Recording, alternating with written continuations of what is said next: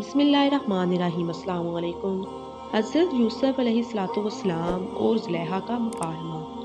ایک روز زلیخا نے حضرت یوسف علیہ السلام سے التجا کی کہ ذرا آنکھیں اٹھا کر مجھے دیکھو، تو فرمایا مجھے اندیشہ ہے کہ اندھا ہو جاؤں۔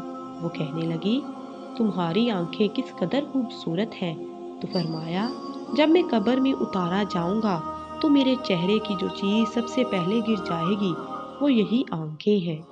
پھر کہنے لگی تمہارے جسم کی خوشبو کتنی اچھی ہے، تو فرمایا اگر میری وفات کے 3 دن بعد میری لاش کو سونگو تو بات کھڑی ہوگی۔ زلیخا نے التجا کرتے ہوئے کہا آپ میرے نزدیک کیوں نہیں آتے؟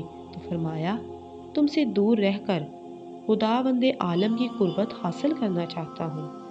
اس نے پھر التجا کی میرا بستر ریشمی نرم و ملائم ہے، اٹھو اس پر چل کر میری خواہش پوری کرو۔